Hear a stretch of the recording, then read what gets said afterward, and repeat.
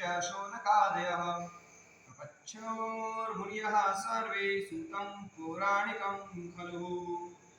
व्यास जी ने कहा, व्यासुवाच। व्यास जी महाराज कहते हैं कि एक समय नैमिषारण्य तीर्थ में शौनक आदि सभी ऋषियों तथा मुनियों ने शास्त्र पुराण के वेत्ता श्री सूत जी महाराज से पूछा। नैमिषारण्य वन, जहाँ पर सभी जितने भी ऋषि मुनि थे, उन्होंने ब्रह्मा जी के पास जाकर पूछा कि हमको ऐसा स्थान बताइए जहाँ पर हम चाहते तब जब कर सकें। जैसे कि अपने से तो ब्रह्मा जी ने एक चक्र फेंका, बोला कि ब्राह्मणों ये चक्र जहाँ पर जाके गिरे वहाँ आपकी तपोस्थली बना लो। तो वो चक्र जाके नैमिषारण्य वन में गिरा। वहाँ पर सभी मुनियों ने वहाँ पर अपना निवास, 81,000 ऋषि मुनियों ने अपना निवास बनाया। अब निवास बनाने के बाद में अब ऐसा नहीं है कि वो मतलब खाली चर्चा ही करते रहते थे, मतलब वो स्नान दान पुण्य वगैरह सब करते थे नदी के किनारे। उसके बाद जो समय मिलता उस समय में 81,000 ऋषि सूत जी महाराज जी से प्रश्न करते थे। अब सूत जी महाराज थे वो दासी पुत्र, मतलब उनको ऐसा माना जाता है कोई चतुर्थ वर्ण में थे, मतलब वो ब्राह्मणों के योग्य बैठने नहीं थे ऐसा माना जाता है। परंतु उन्होंने बोला कि ब्राह्मणों ने बोला सभी ने मिलकर कि सूत जी महाराज हमको कथा सुनाइए। आप देखो एक चीज है कि यहाँ पर जितने श्रीमद् भागवत है, ये है वो बहुत सारे पुराण है। सूत जी महाराज 81,000 ऋषियों से हर जगह बोले, हर कथा, ऋषि पंचमी के ले लो, हरताली का पद ले लो, ये ले लो, सभी जगह अधिकतर मतलब सूत जी महाराज बोल रहे हैं और 81,000 ऋषि सुन रहे हैं। तो सूत जी महाराज ने बोला ब्राह्मणों से कि ये ब्राह्मणों आप बहुत उच्च चतुर में हैं, आप बहुत ज्ञानी हैं, तपस्या मुझसे बहुत ज्यादा बड़े हैं, मैं आपको ज्ञान नहीं दे सकता, मैं आपसे ऊपर कैसे बैठूं, आप ब्राह्मण रहता। ऋषि बोला ऐसा नहीं है, हमारे देश में ज्ञान वृत्ति की पूजा है। ज्ञान वृत्ति का मतलब है जिसमें बुद्धि ज्यादा होगी वो पूजा जाएगा, अकल ज्यादा होती है तो पूजा जाएगा। अकल नहीं है तो अकल नहीं होने से भले ब्राह्मण के घर भी पैदा है उत्पन्न है तो भी उसका ज्यादा सम्मान नहीं होता, तो कहीं भी जन्मा, तो ज्ञान है उसमें तो पूजा जाएगा। ज्ञान है तो अच्छा काम करेगा, ज्ञान नहीं है तो अच्छे कुल में उत्पन्न होने पर भी अच्छा काम नहीं करेगा। तो सभी लोगों ने पूछा कि नहीं ऐसा नहीं है, आप हमसे ज्यादा ज्ञानी हैं। क्योंकि सूत जी महाराज ने जब सुखदेव मुनि कथा सुना रहे थे तो सूत जी महाराज वहां पर उपस्थित थे। 81,000 ऋषियों में से सूत जी महाराज वहां पे उपस्थित थे, उन्होंने सारा ज्ञान सुन रखा था। तो सभी 81,000 ऋषियों ने बोला था आप उनको ज्ञान सुनाइए। तो उन्होंने बोला कि ऋषियों ने कहा महामुनि किस व्रत तथा तपस्या के मनोवांछित फल की प्राप्ति होती है, किस तपस्या या व्रत से मनोवांछित फल की प्राप्ति होती है, हम उसे सुनना चाहते हैं, आप कहिए। सूत जी महाराज ने बोला कि इसी प्रकार देवर्षि नारद जी के मन में भी ऐसा प्रश्न जगा, क्योंकि वो जब पूरी संसार का अच्छे चतुर्युग है, चतुर्युग मतलब 4 युग, सतयुग त्रेता द्वापर कलयुग, फिर सतयुग त्रेता द्वापर कलयुग, ऐसा चतुर्युग चलती जाती है। ये 16, 17, 18 ऐसे कुछ होता है, इसकी गणना है।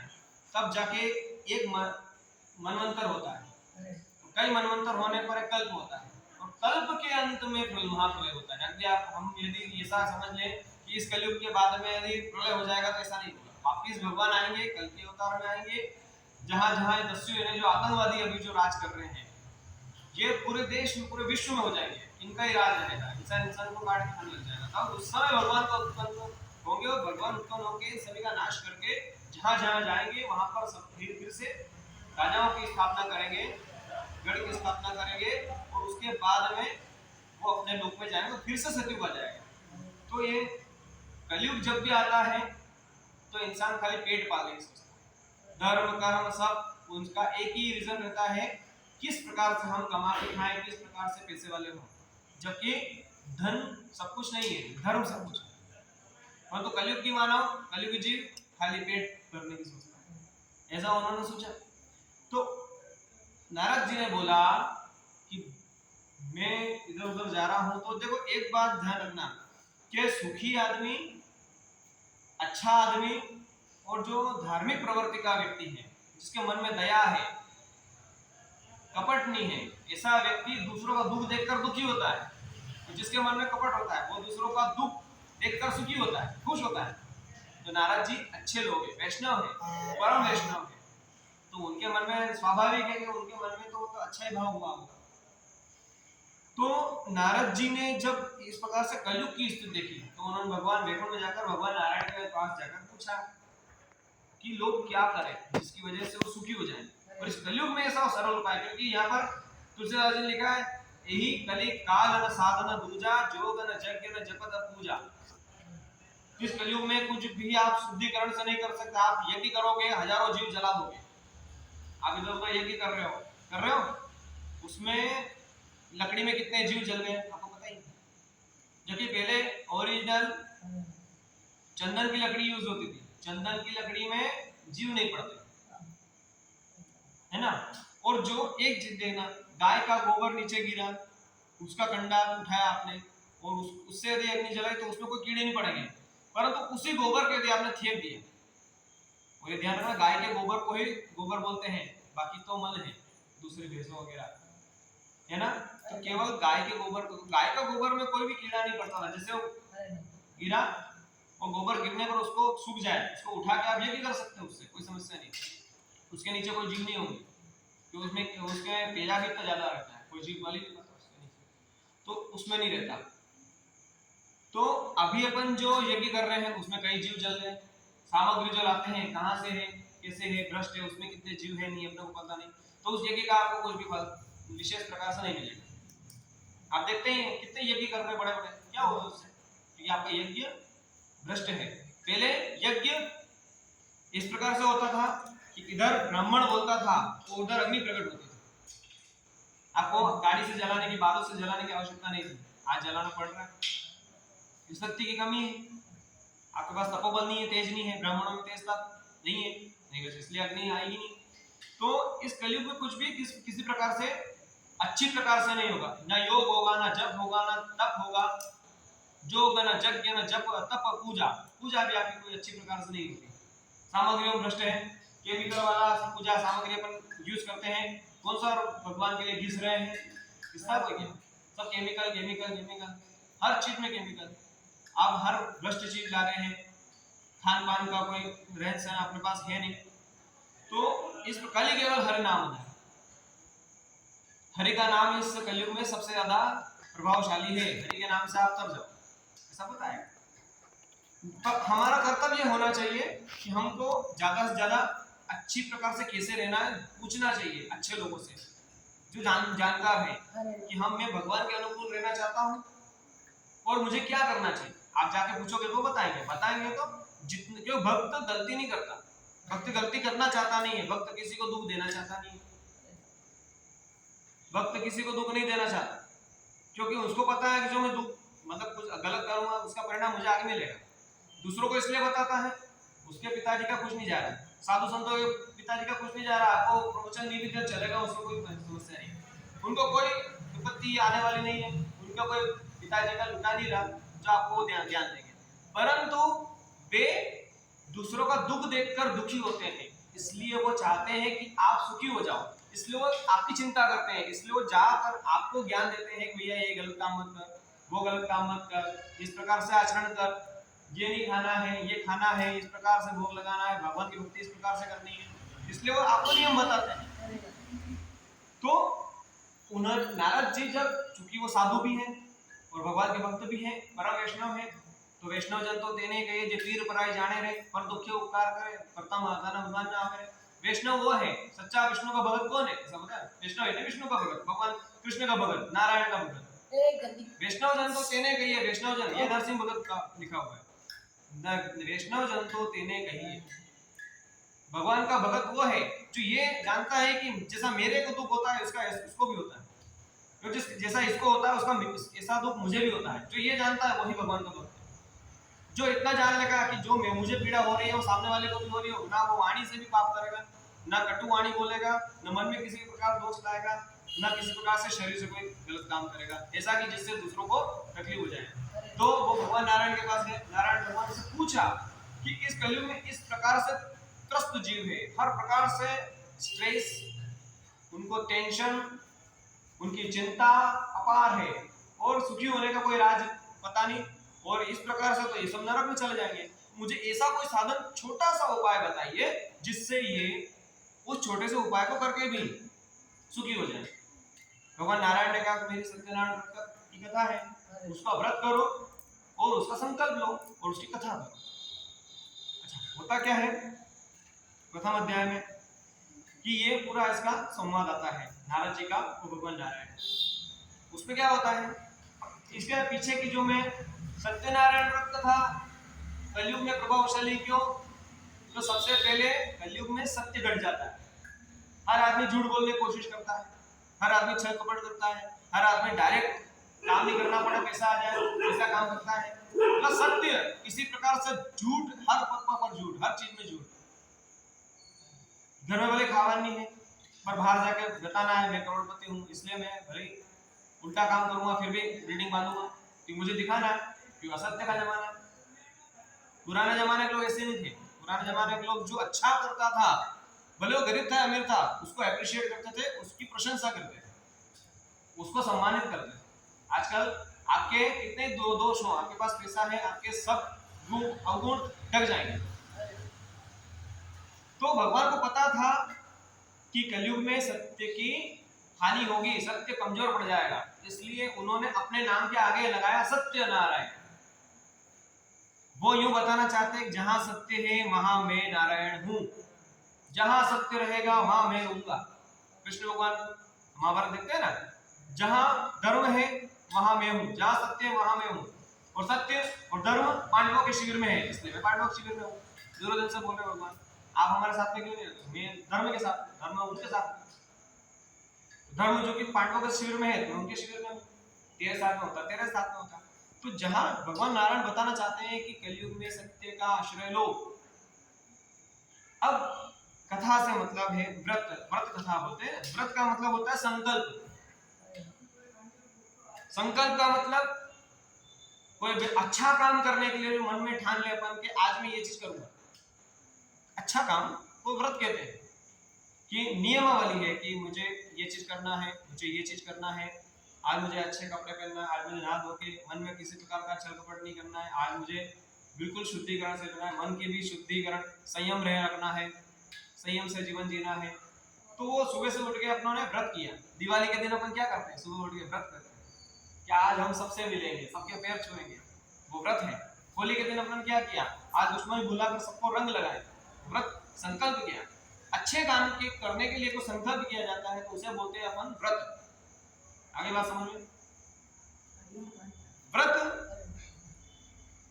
तो सत्यनारायण भगवान ने बोला कि यदि मुझे घर पे बुलाओगे, किसी ब्राह्मण को बुलाओ, मेरा आह्वान करो, विधि विधान से मेरा पूजन करो, मिष्ठान्न के भोग लगाओ, मेरी जो पूजा शास्त्रोक्त विधि से बताई गई है वो करो, शांति से बंधु बांधवों को बुलाओ, उनको उसमें सम्मिलित करो, भजन करो, पूजन करो, सबको प्रसाद बांटो, आरती वंदन करो। इस प्रकार जो बंधु बांधवों के सहित जो मेरी पूजा करेगा उसके घर में अन्न धन का भंडार बनो, उसकी समस्त मनोकामनाएं पूर्ण करूंगा, उसके अंत में मोक्ष भी दूंगा। अब इतनी एक बार कथा कराएगा तो उसको कोई विद्वान ब्राह्मण होगा तो ये चीज धीरे धीरे समझाएगा कि आपको सत्य का आश्रय लेना है। व्यक्ति धीरे से क्या करेगा, भगवान विष्णु की भक्ति को पकड़ लेगा। अब दुनिया में सबकी भक्ति एक तरफ और भगवान विष्णु की भक्ति एक तरफ। कैसे? क्योंकि उसमें नियमावली ऐसी है कि वहां सात्विक जीवन है। काली मां की पूजा करोगे तो आपको तामसिक जीवन में जाना पड़ेगा, और किसी देवता की पूजा करोगे तो उसमें अलग अलग प्रकार से। पर भगवान विष्णु की भक्ति ऐसी है जो संयम करने वाली है। संयम यानी हर चीज की नियमावली बना के रखती है। अब आप आड़ा तिलक लगा के जाओ और एक ऊर्ध्वपुंड लगा के जाओ तो आपको ऊर्ध्वपुंड लगाने वालों को, जो भगवान कृष्ण का जो तिलक लगाते हैं उनको सम्मान समाज में ज्यादा मिलता है। क्यों पता है? इसलिए क्योंकि उनको पता है जो भी जिसके सामने आप जाओगे वो ये समझ लेगा कि अगर इसने भगवान कृष्ण का तिलक लगाया, इसके नियम पक्के हैं। आड़ा ऊपर कैसा तिलक लगाया तो समझ जाएंगे ये कुछ तो भी खाने पीने वाला होगा। और अगर ऊर्ध्वपुंड लगाया कि वे कांदा लहसुन भी नहीं खाता, ऑनियन गार्लिक, कांदा लहसुन भी ये खाने वाला नहीं है, ये इधर उधर का पानी पीने वाला नहीं है, ये भगवान को भोग नहीं लगाएगा तब तक ये खुद नहीं ग्रहण करेगा, ऐसा आदमी मन में सोच लेता है, तो उस व्यक्ति को ज्यादा सम्मान मिलता है। ये देखना पड़ेगा, क्योंकि उसकी नियमावली, वैष्णव लोगों की नियमावली ज्यादा होती है, कड़क होती है, स्ट्रॉन्ग होती है। उनके घर में इस प्रकार से नहीं जा सकते आप। अगर कोई देखो ये जमीन साफ है पर ये पवित्र है, ऐसा जरूरी नहीं। यदि मैं यहाँ पर पोछा मार दूं और 4 दान वाली महिला या कोई शराब पी के वहां से निकल जाए तो वो साफ तो दिखाई देगी पर पवित्र नहीं होगी, वहां की पवित्रता भंग हो जाएगी। तो इसके लिए पंचगव्य गौमूत्र का यूज करते हैं, प्रयोग करते हैं, उसको छांटते हैं, उससे पोछे लगाते हैं, तो ये पवित्रीकरण है। गंगा जल छिड़कते हैं, शिव जी का निर्माल्य, शिव जी को स्नान करा के वो जल उससे छिड़काव करते हैं, उसको पीते हैं लोग, वो भी कल्याणकारक है। भगवान विष्णु को स्नान करवाया, उसको पीते हैं। भगवान विष्णु के मंदिर में आया, सुबह आया व्यक्ति, शरणामत लिया, शरीर को पवित्र किया, शाम को फिर आए, इधर उधर से आए, फिर भगवान का शरणामत लिया, पवित्र किया, ये नियमावली होती है। तो इस प्रकार से यदि आप आदमी व्यक्ति अच्छे काम करेगा तो धीरे धीरे उसकी लक्ष्मी बढ़ेगी। यत्र योगेश्वर कृष्ण यत्र पार्थो धनुधर तत्र श्री विजयो ध्रुवा द्वित्रिमतिर्मम, जहां पर भगवान कृष्ण और अर्जुन खड़े हैं वहीं पर श्री विभूति लक्ष्मी कीर्ति ऐश्वर्य सब खड़े। भगवान कहाँ खड़े? भगवान ने बोला कि भगवान क्या बोलते हैं, मैं कहाँ हूँ, ना हम वसामि वैकुंठे योगिनाम हृदयेन च, ना हम वसामि वैकुंठे योगिनाम हृदयेन च मद्भक्ता यत्र गायन्ति तत्र तिष्ठामि नारद।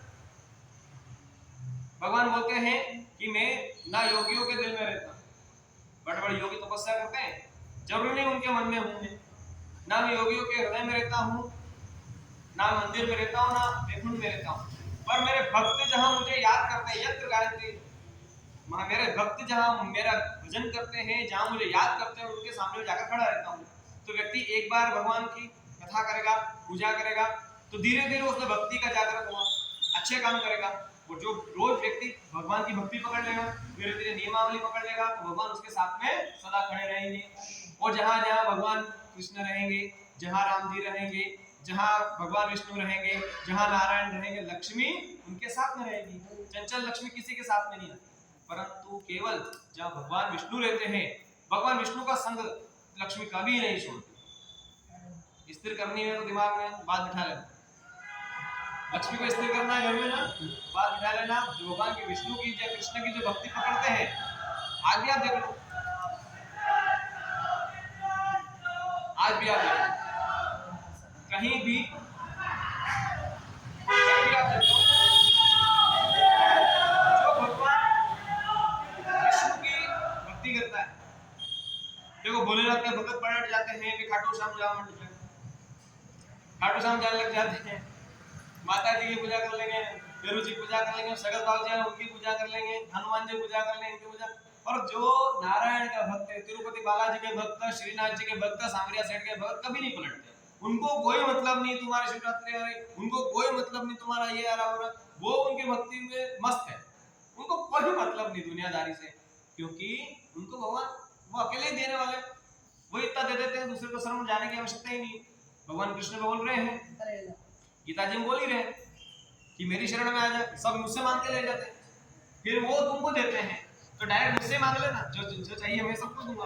तो प्रथम अध्याय में इस प्रकार से होता है। इस प्रकार मार्कंडेय पुराण है में सत्यनारायण व्रत की एक कथा में प्रथम अध्याय आता है, जिसमें भगवान की कथा का महात्म्य आता है। अब उसी चीज को किस प्रकार से लोगों ने अपनाया, वो दूसरे, तीसरे, चौथे, पांचवें अध्याय में इस प्रकार से सत्यनारायण भगवान की व्रत कथा में आगे आता है।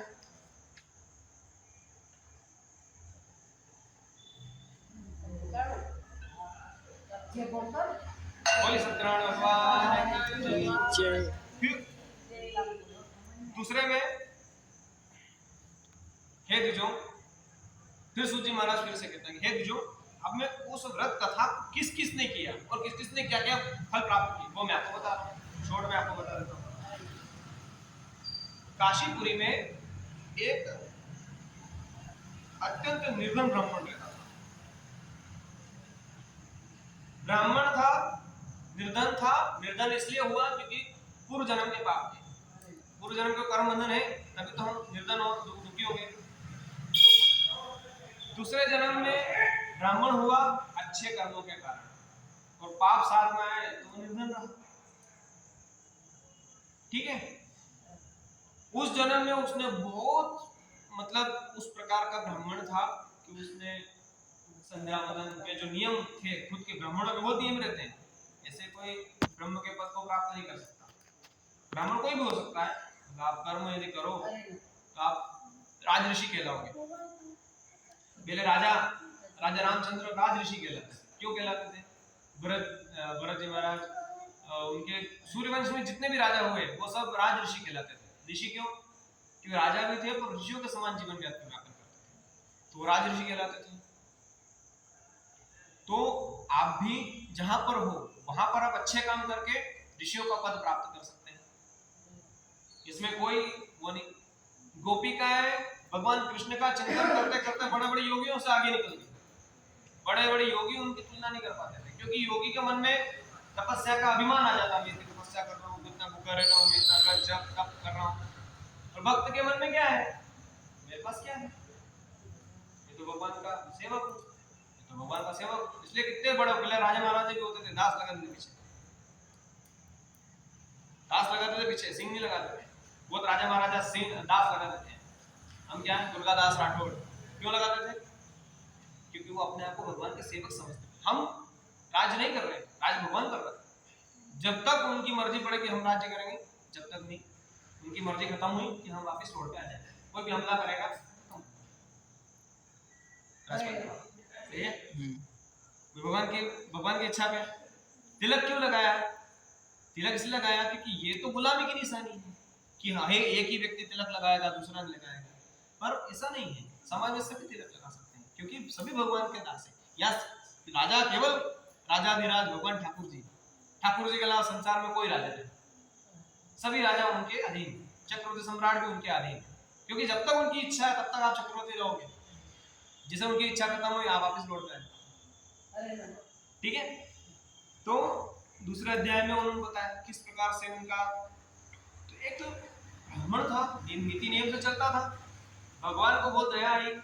जो भगवान ध्यान रखते हैं किसी व्यक्ति का, अपन क्या करते हैं, अगर आप अच्छा काम करते हैं ना, बुरा काम करते हैं तो यमराज ध्यान रखता है, विधाता ध्यान रखेगा ये क्या क्या काम करता है, और अच्छे काम करोगे तो ये तो दोनों ध्यान रखेंगे, विधाता ध्यान रखेगा, यमराज भी ध्यान रखेगा, धर्मराज भी ध्यान रखेगा, परंतु भगवान की स्पेशल आप पे कृपा दृष्टि बनी रहेगी।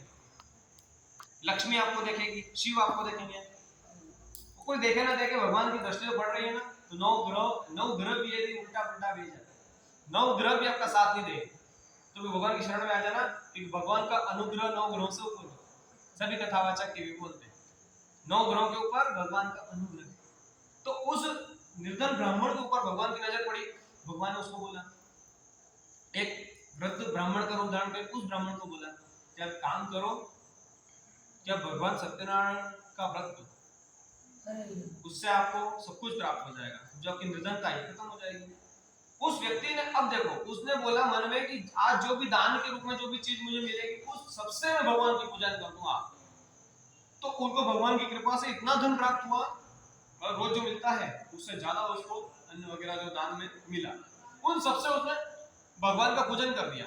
अब एक कोई बात कि भगवान का पूजन करोगे, बार बार करोगे तो आपकी धन लक्ष्मी संपत्ति बढ़ेगी, क्योंकि आपने अवगुण छोड़ दिए, गुणों को पकड़ लिया, आपने अन्य गलत रास्तों को छोड़ दिया, अच्छे रास्ते को आगे, तो आपके पुण्य बढ़ने लग गए, पाप खत्म हो गए, भक्ति से पाप क्षय हो जाते, भक्ति करता है व्यक्ति तो उसके पाप धीरे धीरे खत्म हो जाते, तो वो धीरे धीरे आगे बढ़ा, तो वो भी करोड़पति हो गया।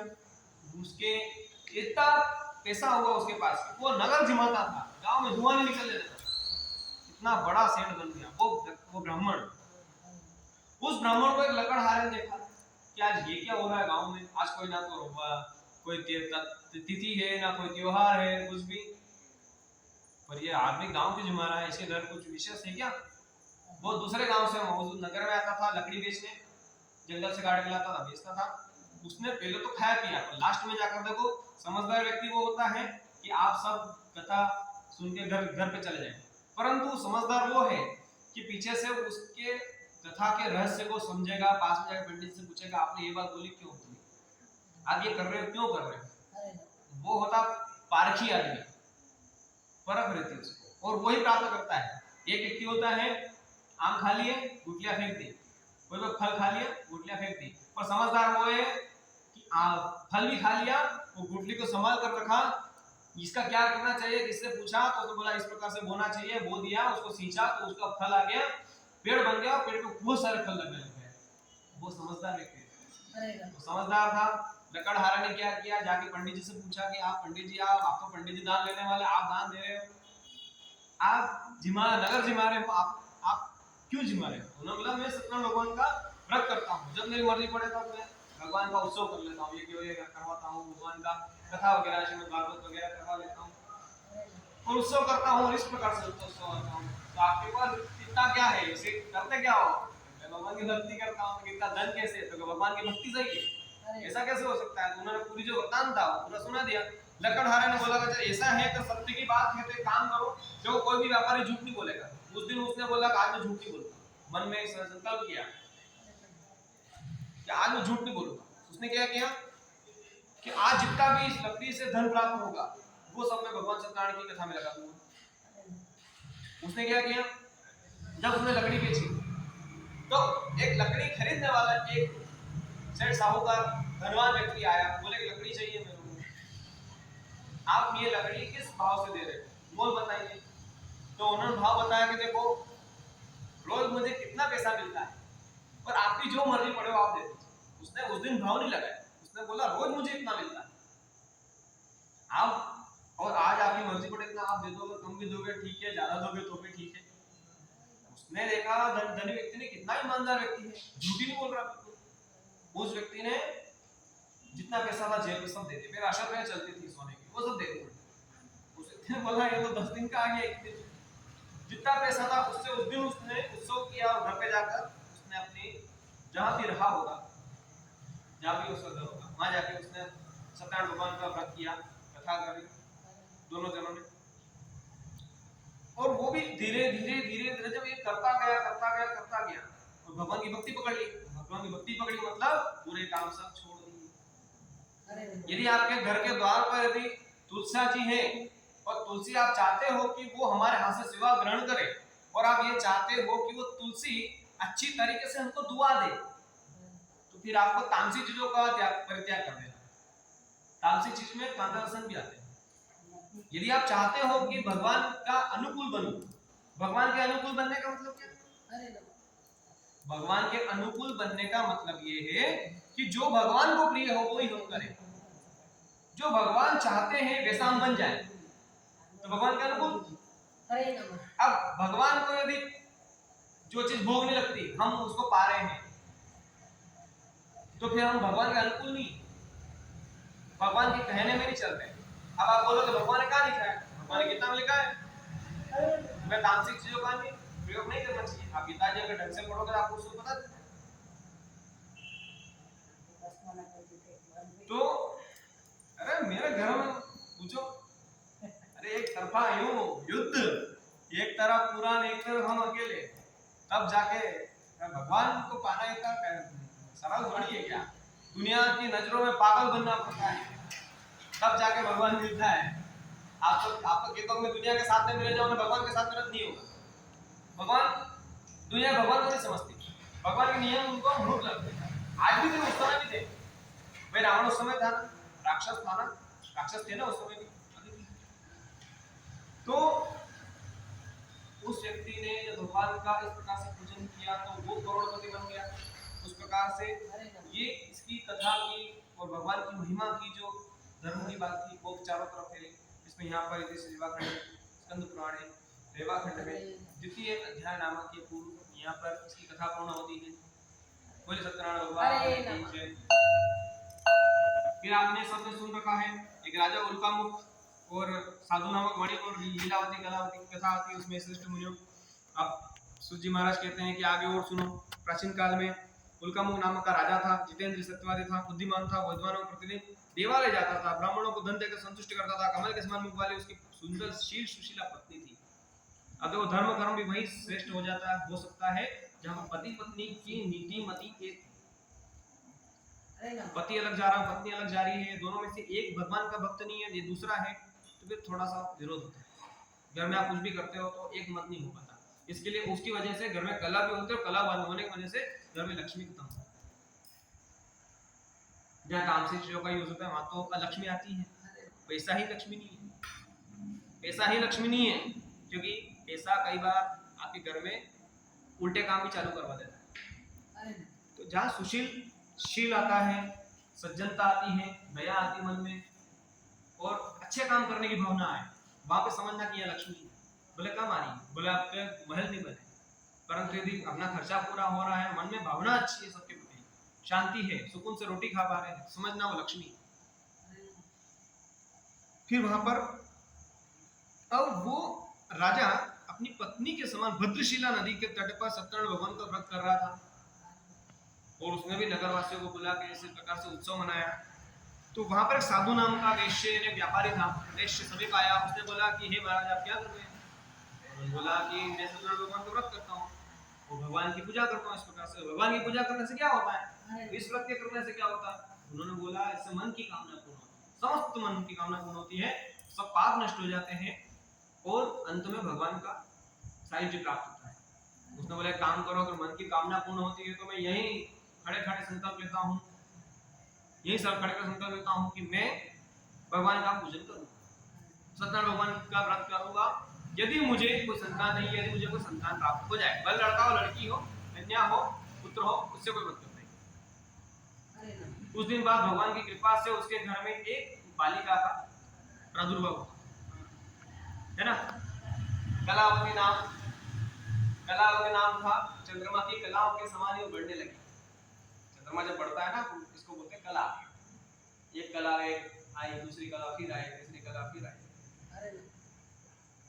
तो कला जो है चंद्रमा के समान बढ़ने लगी। जब वह बड़ी हुई, अब देखो यहाँ पर एक बात समझने की है, व्यक्ति अच्छे काम को टालता है और दुनिया के काम करता जाता है। अच्छे कामों को टालना नहीं चाहिए। भगवान 100 अपराध माफ कर देते हैं। 100 अपराध माफ क्यों किए? शिशुपाल के 100 अपराध माफ किए क्योंकि वो हर शिशुपाल लोगों को नहीं, हमें हमारे अपराध। किसी व्यक्ति ने पूछा भगवान से कि आप हमको हमारी पूजा पाठ कर अच्छे कामों का फल तुरंत क्यों नहीं देते? तो भगवान ने बोला कि मैं तुम्हारे गंदे कामों का, बुरे कामों का पाप भी तो तुरंत नहीं देता। अगर मैं तुमने एक जीव मारा, मैं तुमको कि इसके बदले तुमको मार दूं तो नहीं मारता। आपको समय देता है कि आप पाप करो तो क्यों क्षय कर दो। इसलिए हर चीज को धीरे धीरे धीरे धीरे रे मना, धीरे धीरे सब होए, माली सींचे सो गड़ा, ऋतु आवत फल होए। आज बोगे तो न जाने कब काटोगे, पर होना तो है आपको, आज के आज फल नहीं प्राप्त करना है। लेकिन हम फल प्राप्त करने के लिए भगवान की भक्ति नहीं करते। तो उस व्यक्ति को जब कन्या की उत्पत्ति हुई, उसके जन्म के समय उसकी लीलावती जो उसकी पत्नी थी, उसने बोला भगवान का उत्सव मना लो, भगवान की कथा करवा लो। नहीं किया। बोला इसकी सगाई हो जाएगी, उसके बाद सगाई हो गई, अच्छे बड़ी हो गई, सगाई हो गई, उस पर भी उसने भगवान का व्रत कथा वगैरह जो संकल्प था, अच्छा संकल्प वो पूरा नहीं किया। तो कैसे शादी होगी, शादी भी हो गई, उस समय भी याद दिला के देखो भगवान का व्रत कथा आपने पढ़ी हुई है, अरे ठीक है ना कर ले, पर बाद में अनुकूल होगा। भगवान ने बोला मैं मूर्ख नहीं हूँ, आप संसार को मूर्ख बना सकते हो, मुझे मूर्ख नहीं बना सकते। भगवान ने क्या किया कि माया से जैसे व्यापार करने दूसरे देश में, दूसरे किसी क्षेत्र में गए होंगे, तो वहां पर माया का रूप धारण करके तो चोर बनकर उनका धन लूट कर राजा के दरबार में जाकर छोड़ दिया। नहीं हुआ, राजा के यहाँ से धन चुरा कर जहां पर ये दोनों सोए हुए थे वहां पर जाकर छोड़ दिया। पीछे से राजा के सिपाही आए। मतलब आप यदि आपके घर में चोरी हो रही है तो फिर समझ लो कि भगवान ने कहीं ना कहीं आपका, भगवान का कोई काम छूट रहा है आपसे, जो पूरा नहीं होता भगवान आपके घर में तकलीफ दे रहा है, ठीक है ना। क्योंकि जहाँ भगवान खुश होता है, भगवान जहाँ खुश होगा उससे लड़ाई करेगा कौन? तो वहां पर ये घटना घटित हुई और वही बात 100 अपराध माफ, शिशुपाल को 100 अपराध करने के बाद में दंड दिया था। तो इस साधु नामक वैश्य को उसकी पुत्री जवान हो गई, विवाह कर दिया, उसके बावजूद उसने जब नहीं किया तब उसको दंड दिया भगवान। इसलिए अच्छे काम को कभी भी छोड़ना नहीं चाहिए। मन में आ रहा भावना कि मैं किसी को इतना दान तो दे दीजिए, इससे अन्य क्षेत्र में दान दे दीजिए, गाय की सेवा करो कर लीजिए, तीर्थ करना कर लीजिए, क्योंकि कभी कभी काल अच्छा काम करने का समय नहीं देता। काल कब आ जाए पता थोड़ी क्या, कब व्यक्ति को लकवा मार जाए, मन की मन में रहकर बोल भी नहीं पाओगे तो क्या, शनिपात हो जाएगा तो भी समस्या हो जाएगी, अंग भंग हो गए तो भी समस्या हो जाएगी। काल का किसको पता, कल यानी काल यानी कल, मतलब कल करेंगे, कल कभी नहीं आता। धीरे धीरे जिसको भी यहाँ समस्या हो वो घर जा सकता। तो इस प्रकार से कथा आगे बढ़ी। अब उन दोनों को पकड़ के भगवान ने कारागार में डलवा दिया। राजा के सिपाही आए और धन वहां देखा, उनको उठा के भगवान ने कारागार में, ठीक है, कारागार में डालने के बाद में बहुत दिन हो गए, वो जेल में पड़े रहे। और इधर घर में भी चोरी हो गई। लीलावती कलावती ने मां की पुत्री माता थी ना, वहां उनके घर में भी चोरी हो गई, उनके गांव में। अब वो भी दरिद्रता में, देखो पाप एक व्यक्ति करता है, अब आप बोलोगे मेरे घर का बेटा गलत कर रहा है, मुझे क्या उससे। यदि आपके घर में किसी एक व्यक्ति के माथा कर्जा है ना तो आपका मोक्ष नहीं हो पाएगा। आप अधोगति में जाओ।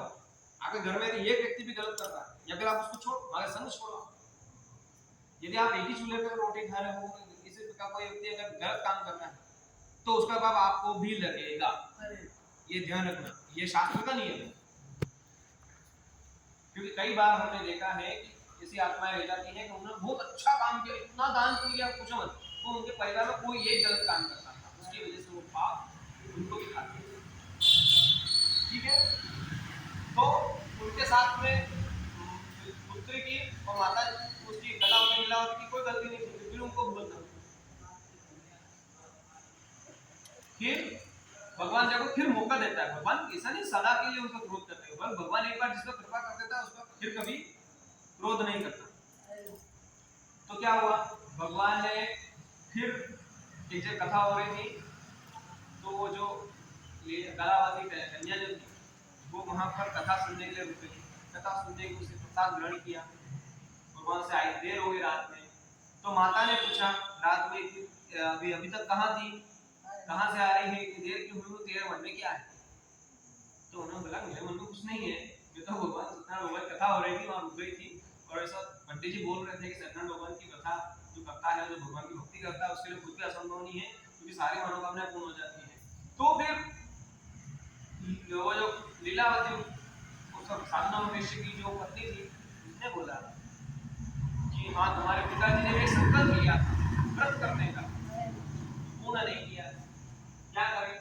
तो उन्होंने बोला कि उनको बुलाइए, पंडित जी को बुलाइए, वो कथा कर रहा है, जितना भी धन है यथाशक्ति, ऐसा नहीं आपको बहुत ज्यादा कुछ करना, यथाशक्ति भगवान का पूजन कीजिए। उन्होंने वो संकल्प पूरा किया और कथा का प्रभाव ऐसा हुआ, उसी रात में भगवान ने उस राजा को स्वप्न दिया, और राजा को स्वप्न देकर बताया कि मैं सत्यदेव बोल रहा हूँ, मैं स्वयं भगवान बोल रहा हूँ, जो तेरे कारागार में पड़े हुए दोनों मेरे भक्त हैं, उनको छोड़ दे, नहीं तो राज्य से तुझे नष्ट कर दूंगा। इतना भयंकर, रात में उठाया उसने, सभी मंत्रियों को बुलाया, मंत्रणा की, और उन सुबह होते उन दोनों को बुलाया और राज सम्मान के जितना धन था उससे ज्यादा करके उनको ससम्मान उसको विदा किया, नाव में बिठा के विदा किया। फिर भगवान को आया कि इनको इतनी सजा भोगने के बाद भी अकल आई नहीं आई, सत्य की राह पर है कि नहीं है। फिर उनको टेस्ट किया, चेक किया, उनकी परीक्षा ली। कैसे, एक दंडी स्वामी का वेश धारण करके भगवान जहां पर भी बैठे हुए थे, जहां रोटी रोटी खा रहे थे, नाव किनारे लगाकर वहां भगवान पहुंच गए जंगल में। वहां बोला कि मुझे कोई दान चाहिए, मुझे कोई आप दे दीजिए। उन्होंने बोला कि इधर नाव देखेगा साधु वो कुछ मांग लेगा। बोला, भगवान ने पूछा आपके नाव में क्या है, तो ऐसा नहीं कोई धन मांग ले। तो उन्होंने बोला कि मेरे नाव में, फिर झूठ बोल गया, साधना में वैसे फिर झूठ बोल गया, मेरे इसमें तो पत्र पुष्प है। भगवान ने बोला अभी अकल नहीं आई। भगवान ने बोला तेरी वाणी शुद्ध हो जाए, जो तू बोला वो सत्य हो। ध्यान रखना, वाणी घूमती है 24 घंटे के पास आप बैठते हैं, सब बोलते नहीं, क्यों झूठ नहीं बोलना कभी भी, नहीं तो अपने इधर बोलना हो उधर उसका कहना चल ठीक है। तो इधर भगवान जैसे उन्होंने बोला हमारे पत्र पुष्प है, हमारे नाम में कुछ नहीं हमारे पास। तो भगवान जो दंडी स्वामी का जो साधु का रूप धारण करके आया था, उन्होंने बोला तेरी वाणी सत्य हो, मुंह पे बोल दिया तेरी वाणी सत्य हो। तो वो जो धन के और जो सामान डब्बे डब्बे घी वगैरह जो भी उनके पास था, जो डूबी हुई नाव थी, वो एकदम हल्की फुस होकर ऊपर आके झूलने लग गई। वो नाव की तरफ देखे तो बाप रे, उनका तो दिमाग खराब हो गया। जाके देखे तो क्या सतपत्र पुष्प। उन्होंने बोला ये वो। अब फिर भी भगवान देखो थोड़ी दूर जाकर फिर बैठे झाड़ के नीचे, वो मौका दे रहे हैं। तो उनको समझ में आ गया कि वो दंडी स्वामी का ही काम है। वो साधु महात्मा ने जो है इस प्रकार से हमारी होता को पर धन की जगह पत्र पुष्प कर दिए। दोनों गए चरणों में पड़े, भगवान को क्षमा कर दिया। तो भगवान ने बोला कि मैं सत्यदेव स्वयं हूँ, मैं बार बार तुम्हारी परीक्षा ले रहा हूँ, तुम भक्त हो कैसे भक्त हो, तुम सत्य पे अडिग नहीं हो। एक व्रत तुम छोड़ रहे हो, संकल्प कुछ अच्छे काम का लिया वो तुमने छोड़ा, दूसरा तुम असत्य भाषण कर रहे हो, दिखावटी जिंदगी जी रहे हो, ये गलत है। अभी भी सत्य का आश्रय दो, सत्य का आश्रय लेने से आपका कल्याण होगा, ऐसा आशीर्वाद देके जैसा तुम्हारा पहले का था वैसे ही जाओ, तुम्हारा धन वापस ऐसा ही हो जाएगा, परंतु अब सत्य से रहना, ऐसा बोलकर भगवान अंतर्ध्यान। दोनों आए और आए इतने महीना भर तो हो ही गया होगा जब घर आए तब तक। तो उस महीने भर में फिर दूसरी बार फिर उन्होंने जो कलावती लीलावती थी, उन्होंने दूसरी बार फिर जो है कुछ अच्छी तिथि देखकर उन्होंने भगवान की व्रत कथा वगैरह करवाई। तो उसके करने से जैसे उनकी कथा चल ही रही थी और नाव गांव के किनारे आ गई।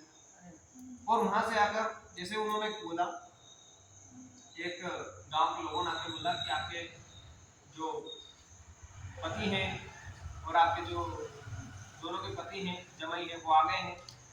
तो माता जी तो जो है अब इतने दिन में तो भगवान का पूजन कर रहे हैं, फिर भी भगवान का काम भी छोड़ के तुरंत, बेटी तू तेरे कर देना, मैं आ रही हूँ तेरे पिताजी को देखने जाए, तू चल दिया। वह इसने यहाँ पूजा करनी करी और यहाँ भोज में पार्टी दे दी। वाह पंडित जी आप कर लेना आपके हिसाब से, यह पंडित तो बैठे रह गया, भगवान भाग गए। भगवान ने बोला अब भी समझ, आप भी देखना, अभी भी कभी अपन पूजा करते हैं, घर में कोई पूजा करता है और फोन आ जाता है, तो व्यक्ति हनुमान चालीसा छोड़ के हाँ आ रहा हूँ, ये बड़ा आदमी है व्यक्ति, कैसे ये भगवान से बड़ा है, कैसे, तो भगवान को होल्ड पे डाल दिया इसने, भगवान को टाइम दिया थोड़ी देर के लिए, भगवान रुको रुको मेरा दुनिया का काम, बड़ा व्यक्ति है ऐसा मालूम हुआ तो दुनिया के चक्कर में भगवान को भूल गए। ठीक है, भगवान ने कहा कि फिर एक चमत्कार, वहां जाके उनको पुत्रों, वो दोनों जो जमाई थे और ससुर थे, उनके पिताजी थे साधु नामा वैश्य, वो नाव डुबा दी, मतलब गायब कर दी। तब उन्होंने बोला, वो पछाड़ा खा के दोनों रोने लग गए, हे भगवान इतने दिन में तो हमारे पहले नसीब जागे फिर फूट गए, भगवान कौन से जन्म की परीक्षा ले रहा है, कौन से जन्म का दुख दे रहा है। तो व्यक्ति को जब अच्छा काम होता है ना, अच्छी का व्यक्ति का अच्छा काम होता है ना, कुछ भी अच्छा हो तो बोला हमने किया, गलत हो ना, ये भगवान तूने क्या किया। भगवान ने फिर भी आकाशवाणी करके बोला, इतनी कृपा कि भगवान आकर बोल रहे हैं, इतनी कृपा कि भगवान आकाशवाणी के माध्यम से बोल रहे हैं। वहीं पर उनके सामने आकाशवाणी करके बोला कि अब भी समझ जाओ, आप मेरा पूजन पूरा नहीं किया है ना, गए हो, जाओ घर जाओ, पूजन करो, प्रसाद वसाद लो और फिर आओ, मेरा सम्मान करो, आपको आपके दोनों के पति मिलेंगे, सुरक्षित मिलेंगे। घर गए, आराम से पूजा वूजा निपटाई और जाकर जैसे उन्होंने घर वहां पर गए और उन्होंने जाकर देखा कि निश्चित ही उनके दोनों के पति मिले। फिर उन्होंने बहुत बड़ा उत्सव किया और इस प्रकार से उनका जीवन अच्छी तरीके से चला। यहाँ पर तीसरा और चौथा अध्याय यहाँ पर पूर्ण होता है। बोले सत्यनारायण भगवान की जय।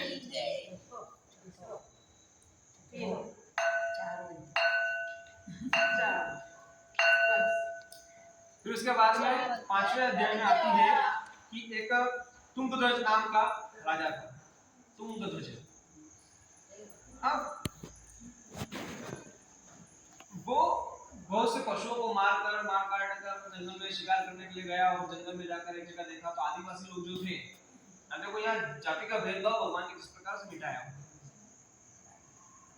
जहाँ पर भगवान थे, जहाँ पर भगवान का पूजन हो रहा था, आदिवासी लोग कर रहे, जंगल के जो रहते हैं बेचारे, वो उन्होंने नदी के किनारे वृक्ष के नीचे भगवान का पूजन कर रहे थे। राजा घमंडी था, जो पैसा वाला रहता उसको गर्व तो रहता ही है, अभिमान तो रहता ही है। वृक्ष के नीचे बैठा हुआ था और जैसे ही प्रसाद वगैरह पूरी हुई भगवान की पूजा, तो प्रथम उन्होंने कहा कि प्रथम प्रसाद राजा साहब पधारे, उनको देंगे। तो उन भीलों ने बड़े सम्मान के साथ में, भीलों के राजा ने जाकर उनको राजा साहब के सामने प्रसादी करी। उसने अपने अभिमान के कारण, अरे मैं तुम्हारे हाथ से मांगूंगा, इग्नोर कर दिया, उठ के चला आया। अरे ये तेरे सामने बोलने वाले नहीं थे, तेरी प्रजा थी, परंतु जिनका प्रसाद था वो तो तुझसे बड़े थे, इतना ध्यान रखना। आज भी कई बार कुछ लोग करते हैं तो इस प्रकार से समस्या होती है। मतलब हम करें तो उत्सव, न वो करे तो दिखावा, अरे ये क्या करते हैं? ऐसा नहीं है, भगवान सबके हैं, सबको बनाए है ना। भगवान के मुख से ब्राह्मण पैदा हुए, भुजाओं और छाती से क्षत्रिय उत्पन्न हुए, उसके पेट से, उसके जंघाओं से वर्ण करने वाले वैश्य पैदा हुए, और उनके चरणों से शुद्ध पैदा हुए, चतुर्थ वर्ण पैदा हुआ, सेवा करने वाले। एक बात देखो, अगर आपके गली मोहल्लों में कोई कुत्ता मर गया तो कोई उठाने वाले नहीं, हम तो अच्छे लोग हैं, हम क्यों उठाएं? तो क्या आप अच्छे से रह पाओगे? नहीं। और सब गटर सब जाम हो जाए, आप देखो नहीं। तो आपके घर में भी आप चतुर्थ वर्ण का भी काम कर रहे हो। आपके घर में अगर आप पूजा मार रहे हो ना, आपके घर में आप पूजा कर रहे हो तो यदि घर में कमा के ला रहे हो और सुरक्षा कर रहे हो परिवार वालों की, तो आप क्षत्रिय। और घर में यदि आप कमा के ला रहे हो, रोटी बना रहे हो, सबको खिला रहे हो, तो आप वैश्य। तो घर में आप बर्तन मांज रहे हो, तो अगर आप कपड़े धो रहे हो, तो ये काम कर रहे हो, सेवा कर रहे हो, तो आप शुद्ध। चतुर्वर्ण सेवक, क्षुद्र अलग है, शुद्र। क्षुद्र यानी जो पतित है, जो किसी भी जात में हो, यदि उसने शास्त्र के विरोध में काम किया तो उसको त्याग देनी होगी, उसको त्याग देना।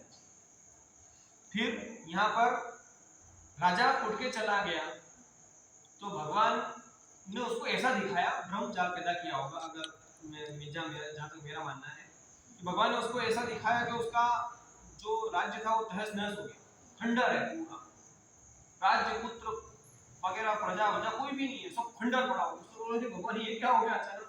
वो मानते हाथ देके वहीं पे गांव के नगर के द्वार पे रोड लग गया।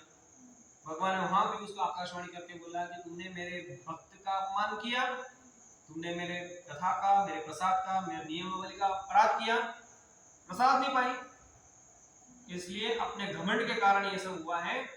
और जाओ, यदि ये सब वापस चाहिए तो उनका सम्मान करो, प्रसाद ग्रहण करो, आपको जैसा था वैसा आपका राज्य वापस मिल जाएगा। वो व्यक्ति गया कि जो जेब में रहा होगा उसने दक्षिणा कर दी होगी, उस समय की जो परिस्थिति रही होगी, फिर उन्होंने प्रसाद ग्रहण किया। जब वापस नगर में आया राजा, तो तुंगध्वज राजा को पूरा राज्य ऐसा ही मिला, उसका नगर ऐसा बसा मिला। तो इस प्रकार से यहाँ पर कहते हैं सूजी महाराज की, जो इस प्रकार से भगवान की व्रत कथा भी करता है, भक्ति भाव करता है, वह निश्चित ही भगवान की कृपा से धन धान्य आदि की प्राप्ति करता है, और दरिद्र भी हो तो धनवान हो जाता है, बंधन में पड़ा बंधन से मुक्त हो जाता है, डरा हुआ भय से मुक्त हो जाता है। भगवान तो भक्त क्यों डरेगा? तो ये जानता है कि क्या रहने वाला है, क्या खत्म होने वाला है, क्या सत्य क्या असत्य, आत्मा ही अमर है, शरीर नश्वर है, वो तो क्यों डरेगा? भक्त होगा तो ज्ञानी होगा, भक्त होगा ज्ञानी होगा। यदि भक्त है तो निश्चित धीरे धीरे वो ज्ञान प्राप्त होगा, तो डरेगा क्यों? वो भयभीत भी नहीं होता है, किसी बात की चिंता नहीं करता है, किसी की परवाह नहीं करता है, वो भगवान की परवाह करता है, धर्म की परवाह करता है, पाप से डरता है। यह बात सत्य है, इसमें संशय नहीं है। इस लोक में वह सभी मन इच्छित फल को प्राप्त करता है। फल को प्राप्त करे ना करे चलो ठीक है, संसारी लोगों के लिए है, भक्त भक्ति फल के लिए नहीं करता। को जाते जाते एक रहस्य की बात बता दूं, कथा तो यहाँ पर पूर्ण होने वाली है, कि अपन पूजा करते हैं और हम भगवान से फल मांग लेते हैं। राजपाल जी, भगवान से पूजा करी और फल मांग लिया, तो भगवान उसका फल आपको दे देगा, मतलब वो खत्म हो जाएगा। जितना अपन सुख भोग रहे हैं ये अपना पुण्य खत्म होते जा रहे हैं, और जितना व्यक्ति दुख देखता है उतना उसका पाप खत्म होते जा रहा है। तो तो फल कभी भी सुख की कामना भगवान से नहीं करनी, मैंने पूजा करी मुझे इसका फल चाहिए, ऐसा मन में रहता है लोगों के कि मुझे यश मिलेगा, कीर्ति मिलेगी, मैं यज्ञ करूंगा, दान दूंगा, पिताजी में आता है। ऐसा जो करते हैं ना वो ज्यादा बुद्धिमान नहीं। कभी भी अपना कर्तव्य समर्पण, यज्ञ दान तप तीनों चीज करना चाहिए। यज्ञ दान तपस्या पूजा भक्ति ये कर्तव्य समझ कर करना चाहिए। भगवान हमको बनाया है, कुछ दिया है, तो मेरा कर्तव्य है कि मैं समाज के कार्य में लगाऊं, अच्छे कार्य में लगाऊं। अच्छे कार्य करने वालों के लिए आपका धन सभी में आए। आपका पुत्र पुत्र है, परंतु किसी दूसरे का पुत्र भी पुत्र है, उसकी माता का पुत्र है, इसलिए सभी पर समान करुणा रखना चाहिए, समान दृष्टि रखना चाहिए। जो इस प्रकार से जीवन जीता है उसके लिए भगवान चिंता करते हैं। हम किसी का गलत नहीं करने का बोल रहे, अच्छा अन्याय भी सहन नहीं करना चाहिए। आज ऐसी बात निकली थी, आज सुबह ऐसी बात निकली थी कि दशरथ जी तो इतने पुण्यवान थे और गिद्ध जो जटायु था वो तो मांस खाता था, फिर भी उसका मोक्ष हो गया। भगवान की गोद में उसके प्राण निकले। दशरथ जी का अंत्येष्टि कर्म ना चिता को आग दी भगवान राम ने, ना उसका अंत्येष्टि कर्म तुरंत किया, परंतु जटायु का तुरंत किया। चिता को आग भी दी, जो अंत्येष्टि कर्म था तुरंत किया। ऐसा क्यों? कि राजा दशरथ अपने स्वार्थ में था, अपने पुत्र को बोला था मत जाओ राम, मत जाओ राम, मत जाओ राम। ये देखता था भगवान राम है वो संसार का कल्याण करने वाले। और जटायु अभी भी अगर कोई बाहुबली हो, बाहुबली क्या कोई भी हो, कोई लड़की को लेकर भाग रहा हो, उसको परेशान कर रहा हो तो अपन नहीं बोलेंगे। और जटायु जानता था कि रावण मुझसे ज्यादा बलशाली है, अगर मैं गया तो मैं मर जाऊंगा। तो उसने बोला मेरे सामने किसी पतिव्रता नारी का धर्मशील क्षण नष्ट नहीं कर सकता। ऐसा जानकर उसने उससे लड़ाई कर ली, वो मर गया। तो वो दूसरे के लिए मरा, तो मांस खाने वाला कितना भी भगवान का प्रिय हो, क्योंकि दूसरे के लिए जान दी। तो अपने लिए मेरा मेरा मेरा करके हाय राम हाय राम हाय राम, बेटे यार राम को याद करके मरा कौन? दशरथ। तो तुरंत उसका मोक्ष नहीं हो पाया, भगवान के गोद में उसके प्राण नहीं। तो इस प्रकार से कलयुग में जो करता है, जो भगवान की भक्ति भी करता है और श्रेष्ठ धर्म का आचरण करता है, उसका भगवान सदा कल्याण करते हैं। आज भी तो कल करेगा। अगर वो समस्या आती है तो किसी बात के कारण आती है। इस प्रकार आप लोगों से सूत जी महाराज कहते हैं कि मैंने यह सब कथा आपको बता दी है, यह सभी दुखों का नाश करने वाली है। कलयुग में तो भगवान सत्यदेव की पूजा विशेष फल प्रदान करने वाली है। भगवान विष्णु को ही कुछ लोग काल कहते हैं, बोले काल आ गया, बोले वो काल आएगी। काल भी समय, समय कौन है? भगवान नारायण ही है। कोई कालदेव कहेंगे, कोई सत्य कहेंगे, कोई सत्यदेव कहेंगे, कोई सत्यनारायण कहेंगे, दूसरे लोग अनेक अनेक नामों से भगवान को पुकारेंगे। अनेक रूप धारण करके भगवान सत्यनारायण सभी का मनोरथ सिद्ध करते रहते हैं। कलयुग में सनातन भगवान विष्णु ही सत्यव्रत रूप धारण करके सभी का मनोरथ पूर्ण करने वाले होंगे। कलयुग में विशेष ध्यान रखना है, कलयुग में जो भगवान की यहाँ पर धर्म वो क्षय हो जाएगा उसका। तो धर्म का क्षय होने से, अब ज्यादा धर्म का क्षय हो तो कोई एक इक्का दुक्का भी भगवान का नाम ले तो विशेष ध्यान रखें। तो विशेष ध्यान रखते हैं इस कलयुग में भगवान भक्तों का ध्यान रखना। श्रेष्ठ मुनियों, जो व्यक्ति नित्य सत्यनारायण की इस व्रता को पढ़ता कहता सुनता है, भगवान सत्यनारायण के पास उसके सभी पाप नष्ट हो जाते हैं। सुनने से पाप नष्ट नहीं होते। भगवान को भी बुलाते हैं तो पूजा विशेष प्रकार से करनी चाहिए। भगवान अपने घर मेहमान बन के आए तो उनको नहलाना है, खिलाना है और इसी प्रकार से दक्षिणा देकर उनको विदा करना है। जिस दिन आप भगवान का व्रत करते हैं उस दिन भगवान का आह्वान होता है, तो भगवान आपके घर मेहमान बन के आते हैं। ये ध्यान रखना। पूर्व काल में जिन लोगों ने भगवान सत्यनारायण का व्रत किया था उनके अगले जन्म का वृतांत जो है वो इस प्रकार से इसमें है। स्कंद पुराण में इसका वृतांत आता है कि प्रज्ञा समझ शतानंद नाम के जो ब्राह्मण थे, भगवान नारायण की व्रत कथा के भगवान की भक्ति करने से दूसरे जन्म में सुदामा नाम के ब्राह्मण हुए और भगवान कृष्ण के साथ उनका ध्यान और भक्ति करने से उनका मोक्ष हो गया। लकड़हारा जो बिल था वो दूसरे जन्म में भूमों का राजा हुआ, अगले जन्म में भगवान श्री राम की सेवा करके मोक्ष प्राप्त किया। महाराज उनका दूसरे जन्म में राजा दशरथ हुए, जिन्होंने श्री रंगनाथ की पूजा करके अंत में वैकुंठ को प्राप्त किया। इसी प्रकार धार्मिक और सत्यव्रती साधु पिछले जन्म के सत्यव्रत के प्रभाव से दूसरे जन्म में मोरध्वज नाम का राजा हुआ, तुंगध्वज नाम का राजा हुआ, मोरध्वज नाम का राजा हुआ। उसने आरे से चीरकर अपने पुत्र को आधा देह भगवान को विष्णु को अर्पित करके मोक्ष को प्राप्त किया। फिर महाराज तुंगध्वज जो थे वो जन्मांतर में स्वयंभू मनु हुए और भगवत संबंधी संपूर्ण कार्यों का अनुष्ठान करके भगवान के धाम वैकुंठ को प्राप्त हुए। जो गोप गण थे वे सभी अगले जन्म में ब्रजमंडल में निवास करने वाले गोप हुए और भगवान कृष्ण के साथ में लीला करके और सभी राक्षसों का संहार करके उन्होंने भी भगवान का शाश्वत धाम गोलोक प्राप्त किया। इस प्रकार स्कंद पुराण में रेवा खंड में सत्यनारायण भगवान की अंतर्गत महात्म्य व्रत कथा 5वां अध्याय यहाँ पर विराम होता है। बोले सत्यनारायण भगवान की जय।